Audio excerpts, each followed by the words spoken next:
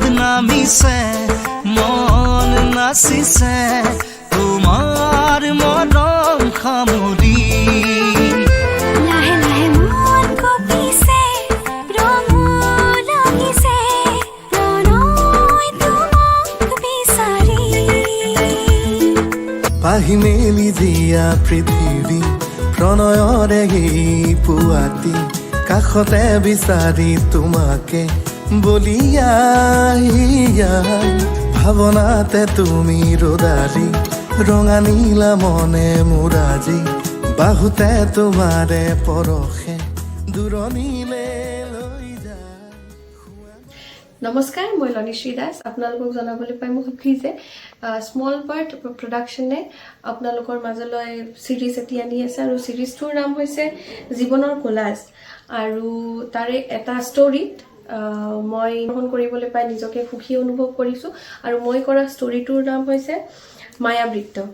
ইয়াৰে পৰিচালনা কৰিছে আমাৰ সকলোৰে পৰিচিত মামুদা চিত্তৰঞ্জন পৰাশৰ আৰু ইয়াৰে স্ক্ৰীন প্লে এণ্ড ডাইলগ হৈছে প্ৰাঞ্জল মুদাইদা আৰু আমাৰ প্ৰযোজনা কৰিছে মানে প্ৰডিউচাৰ হৈছে গীতিমা বা।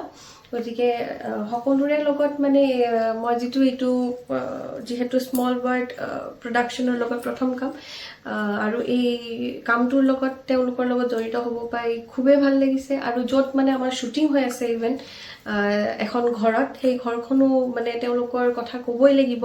তাৰে আংকেল আণ্টি মানে মোৰ নিজৰ মা দেউতা নিচিনা ফিল হৈছে তেওঁলোকক লগ পাই আৰু ইভেন মানে তেওঁলোকে যিমানখিনি ছাপৰ্ট আৰু ফেচিলিটি আমাক দিছে হয়তো আজিলৈকে মই পোৱা নাই। আৰু যি নহওক সেইখিনিৰ বাহিৰে মই মোৰ বাকী কথাখিনি ক'ব বিচাৰিছোঁ যে স্মলবাৰ্ড প্ৰডাকশ্যনে কিছুমান নতুন নতুন আৰ্টিষ্ট আপোনালোকৰ লগত চিনাকি কৰাই দিব আৰু সেই নতুন কিছুমান আৰ্টিষ্টৰ লগত মানে ময়ো কাম কৰিবলৈ সুবিধা পাইছোঁ।